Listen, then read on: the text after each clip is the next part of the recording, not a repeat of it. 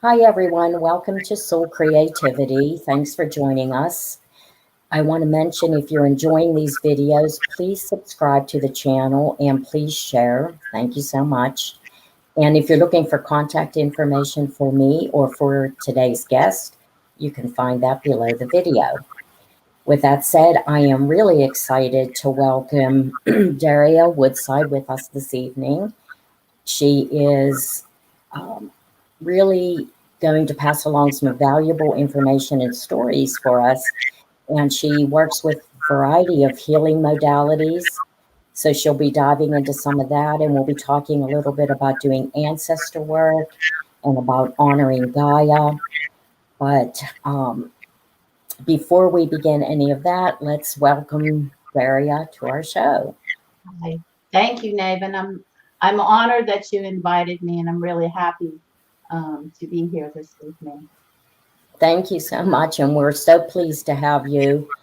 One of the stories I'm most interested in hearing is how you came about studying with Dr. Emoto, who did the experiments with water, messaging, and emotions that led to so much, actually woke us up, I think, to how we affect the environment around us. And I know that you had the pleasure of studying with him I did. um, during Correct. his years here on Earth, and also that you can hold, a water blessing ceremony. So if you want to talk a little bit about that to start us off, I Yeah, think that that's a would be pretty great. long story. We may just end up talking about that, but um, yeah, I was interested in water and in water healing um, before even Dr. Emoto's work came out. I was I'm a student of Sri Ganapati Sachidananda Swamiji, who is a very world-renowned sound healer and yogi and everything in India. And I've been his student for over 30 years, like 33 years now. I've been studying with him. And I became ill in the early to mid 90s and was unable to move my left side. And no one could figure out what was wrong with me. And I had gone inward. I believe really much that our healing is inside of us. We have an inner healer, right? So I went inside to ask my body, what should I do to heal? And the answer I got was that I should do Tai Chi. And at the time, I was living out on a mountaintop in Indiana County. I was teaching at a university out there, and it was 18 miles to the nearest town in any direction. And there were no Tai Chi masters out there to be had. So I went back in again and said, let's try this again, right? What should I do to heal myself? And the answer was do Tai Chi. And and so it's like, well, okay, universe, you're going to have to take care of it because there's no Tai Chi masters to be had anywhere here. So I happened to be in the Indiana Walmart one day, and there was a little spinner, and there was a little DVD, or a little, actually, it was more like not even a DVD, it was the old kind of tapes, right? The Mhm. ones you slide in, I don't even know what they're called anymore.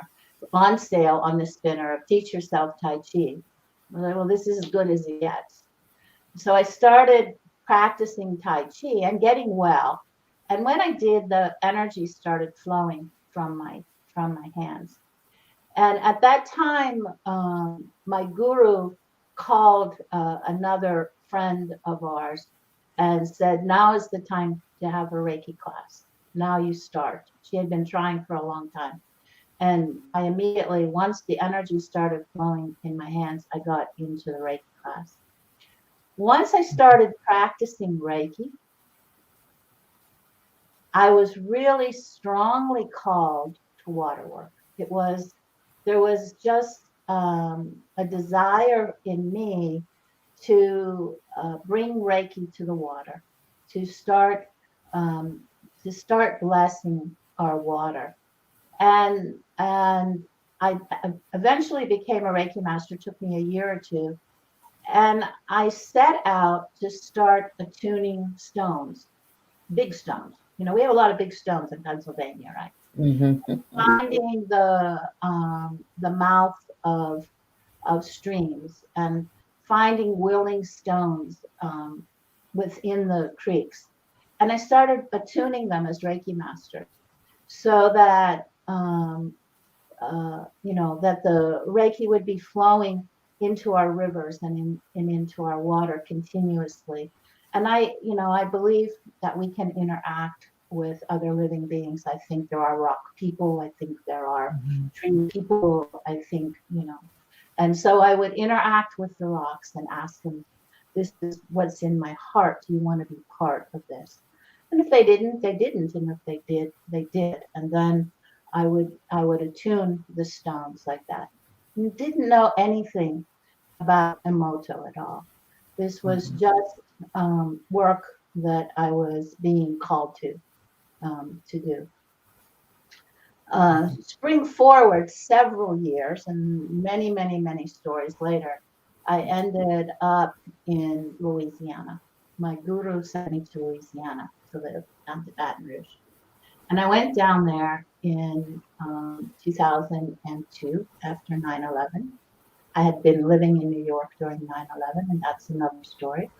But I ended up down in New Orleans, and I met another healer down there, another Reiki master who had labeled her water, right? And she was the one who sort of introduced me to Emoto, and I got really interested in what he was doing.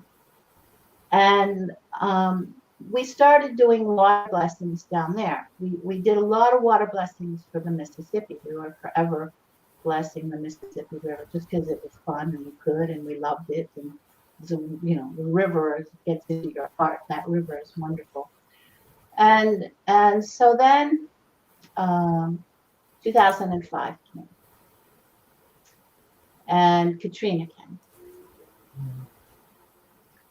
And I don't know if you remember what happened, but the broke and Lake Pontchartrain raced into the city.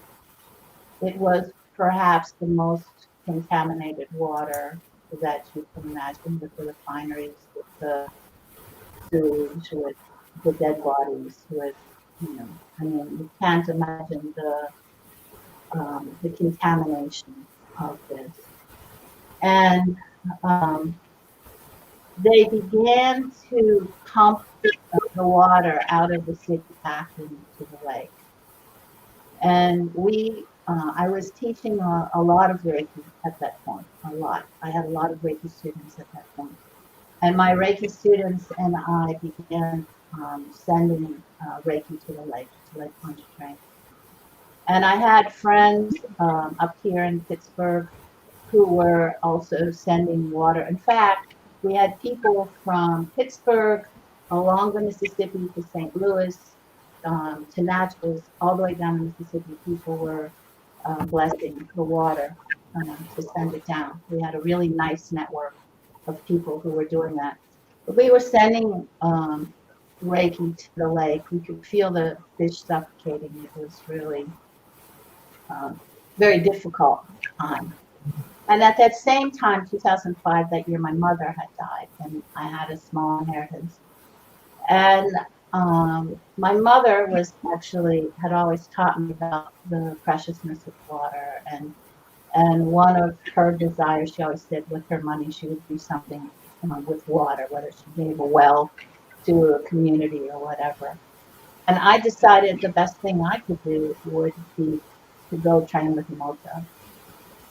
So just right after Katrina, right after we had been doing all this work, and we did a lot. We blessed crystals, we threw them into the bayous, we did everything that we could to bless the water, because the fish were dying and it was pretty horrible. So I went shortly after Katrina, and went to study. I went to LA to study with Emoto. And It's a very interesting story, my meeting with him, because when I got there, I had these dreams. It took like a while to get out there, and I was tired, and I was taking a nap in the afternoon. I kept having these dreams about Atlantis, and couldn't quite understand what was going on. And that Friday night, we had a mixer to meet Dr. Emoto. Just a small mixer in the hotel to meet Dr. Emoto. And he walked in and he looked at me, he looked at the others, and he walked gently to the front of the room. I'll never forget it as long as I live. And he turned and he looked at all of us and he said, "I have to begin this with an apology."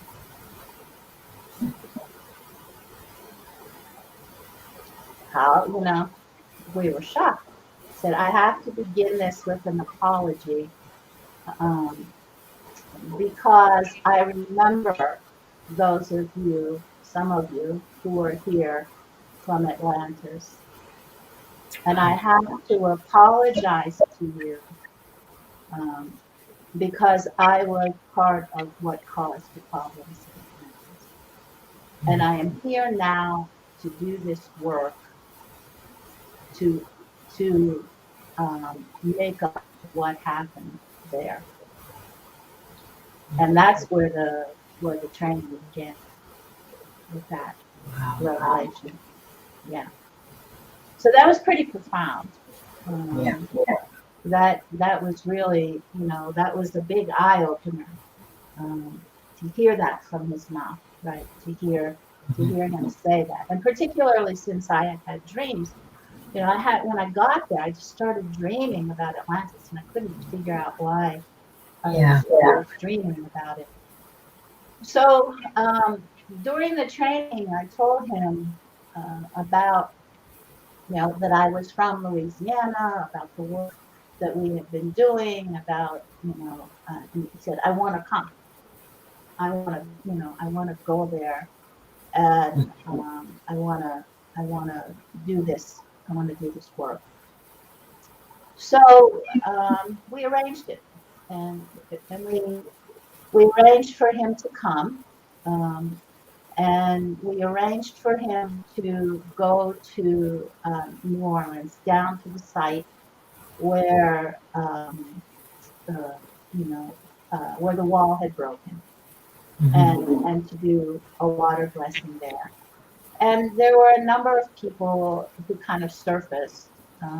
We didn't have a large group, maybe 300-400 people at the most, but they came.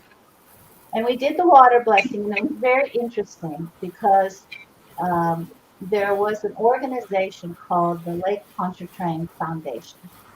And the Lake Pontchartrain Foundation is dedicated to preserving Lake Pontchartrain, to make sure that, it's environmentally safe, and that it's healthy. And well, a few scientists, or a few maybe of the techs, I'm not sure what they were, but anyhow, a few of them showed up at the water blessing. They weren't Automoto people; these were scientists, right? So after the blessing was over, they came over to talk to me and to talk to Dr. Emoto, and they introduced themselves. They said they were from the Lake Pontchartrain Foundation, and that their boss had sent them, and they said they didn't know what we were doing or how it worked, but the lake was healing faster than what was expected, and that we should keep doing it. So that was a big blessing to hear that had gone on. Fast forward. And one thing I do want to say about Dr. Emoto was, during that visit, I'll always remember this. We drove back from New Orleans, and while we were in the car, he was talking to me. He was, Dr. Emoto kind of got interested in this because of some machines that create vibrations, and he put them, in the water, and he was making hot water that people could drink that had these particular vibrations. And he told me in the car, he said, I wanted to sell my hobby water. I started with, I wanted to sell my hobby water. I never really understood the power of love and gratitude. He said, and then I realized, he said, this is what, that this work has taught me, the power of love and of gratitude. Fast forward, what, 3, 4 years, and we have the BP oil spill and the Corexit in the Gulf and the mass of all the fish, of all of the things that happen. And about, I would say, maybe 3, 4 months before that happened, I started having dreams about octopuses. An octopus kept coming. Mhm. And this octopus kept coming and kept coming and kept coming. And finally, I was like, okay, what's this octopus want? So I went inward and I went to the octopus, and the octopus took me deep in the ocean and showed me this pipe, right? And he said, send Reiki here, send energy here. I trust these things. I don't know. So I sent to the root cause of that. Whatever the root cause of that was, is send energy for the highest good. That's the oil spill came. Came. And so again, we all banded together, all of us. And there were many of us, I wasn't alone in this work by any means. I had a lot of Reiki students. There were others who had Reiki students. There were friends. We all banded together and we started doing as much water blessing as we could for the Gulf, for the fish, for everything that we could do. It was a massive kill. Massive, unbelievable. The dolphins aborted their babies that year. It was just a massive kill.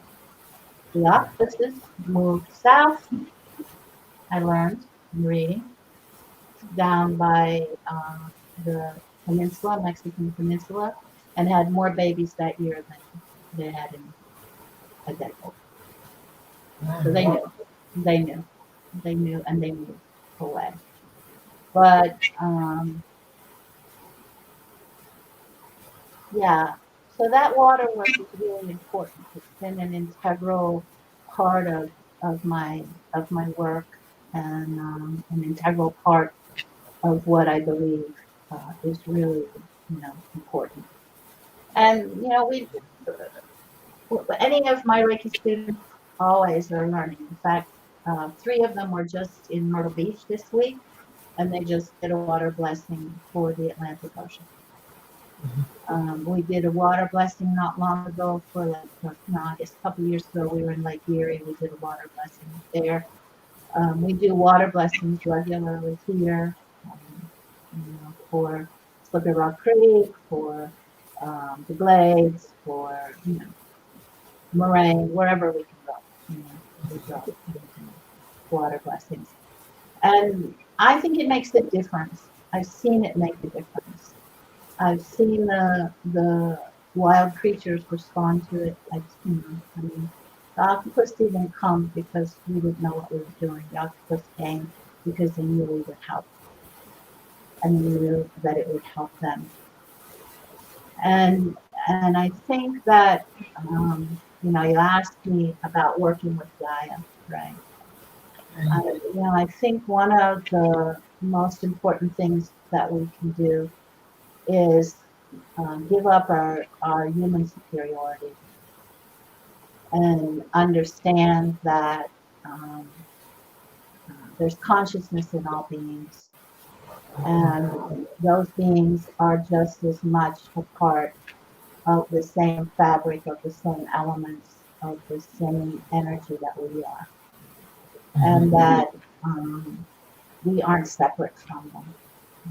And that we can have a relationship with them. And that relationship with them is critical. It's absolutely critical if we're going to save this planet. We have to befriend them. We have to see them as beings that we can relate to, that we can work with, that matter, that matter. You know, just Yeah, I because like that you, go ahead. I'm gonna, I like that you talk about relationship because I think that's really important. And a lot of times, we may not be thinking or we weren't raised to think of being in relationship with the trees or the rocks or even the animals, that are in our environment, and especially not really with streams or creeks or larger bodies of water. But I was thinking as you were talking how, any of us could do a blessing with, a stream that runs through our property or a small creek in our area. If you're walking a nature trail that there's water there, but not just water. We could do it with the rocks or the trees, or anything. And I'm very interested in shamanism. And so some of what you were talking about, just struck me as being a very shamanic point of view as well. And so I think you kind of can't overstate the importance of being in a nurturing and in reciprocity with the natural world rather than dominance over it. Yeah, I think that's important, but I think also that at this point in time, um, we have to remember who we are.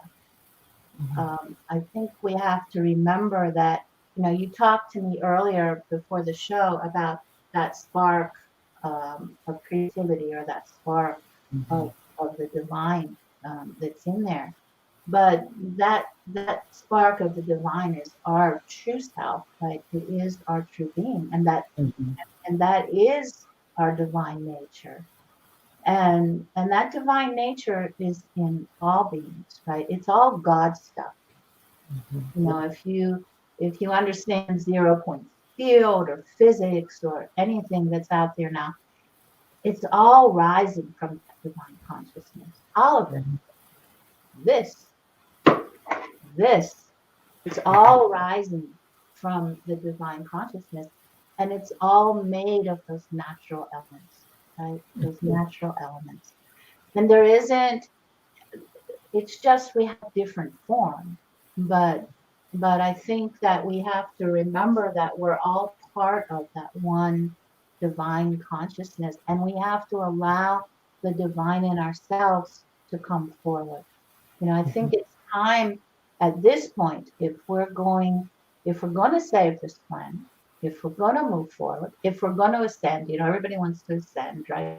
Everybody's talking about this big shift in energy that we're all going through, and I'm not minimizing that because I believe that we are. But if we are going to do that, then we have to bring forth that creativity. We have to bring forth that divine within us. We have to allow ourselves to have that compassion, to have that love, to have that for all beings.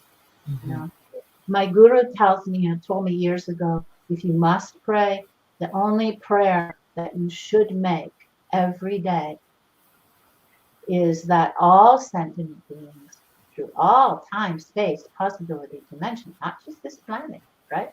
The Mhm. huge cosmos out there, right? Have all the resources, everything they need to face and complete whatever karma they're dealing with. We want everyone to be resourced, right? And that includes the grass, that includes the trees, That includes the insects. That includes the COVID virus. That includes Mhm. everything, right? That includes everything. And you know, it's a powerful prayer, but I think that it's an important one that we make every day. That, you know, Mhm. then we don't go anywhere where we don't know that we haven't used that divine within us. Oh, I blessed that lady in the supermarket today. I prayed that she has everything she needs. Oh, I blessed that person too, praying that they have everything that they need, that they're Mhm. okay. Right? It's a powerful prayer that to use. It is. It's a very beautiful way of envisioning and seeing the world as opposed to separateness. If you see the interconnectedness and how our emotions and thoughts and prayers and good wishes affect every other sentient being. And, if we want to we have to get away from this idea of a separateness or an us and them Right. mentality to be able to really benefit ourselves and the planet and every other living thing. I like that you mentioned not just on Earth, but through the cosmos, which is huge. I had a Buddhist meditation teacher several years ago when I was in Baton Rouge, and he said to me, "You know, you have to pray for the aliens, the ETs." I was like, "Yeah, you have to pray for the ETs. You don't know where you're going to end up." And he said, "No, it's a good idea to pray for them because if you end up there, you already have goodwill when you get there. You know, like you've sent some good energy ahead because you don't know where you're going to end up, right? So you may as well send some good energy ahead." And actually, it's kind of a good thought, isn't it? You know, It and is. It's a very creative thought. I think that it reduces fear. Hmm. Reduces fear, and you know, certainly. We have here at our center, we have a Course in Miracles workshop coming up in November, and you know, a number of your viewers, I'm sure, are familiar with Course in Miracles, and you know Right. they teach this idea of love versus fear, right? And I think that we have so much fear out there, so much fear, particularly Mhm. now. People are crazy Yeah. right now, right? They're full of fear right now, and the only antidote is love, right? The only Mhm. antidote is seeing them and looking at them with eyes of compassion and eyes of love, and that's not always easy to do, right? It's not always No, easy. it's not. But ultimately, they're projections from our own heart, aren't they? So we have Hmm. to see them as part of ourselves as well. You know, you talk about Right. soul creativity. It is our own soul that's creating that reality that's out there. So when we're looking out there, we see our own creations. You know, that creates our Mhm. own karma of our own divine being is right out there in front of us. And so, you know, we made it, so we better love it, you know?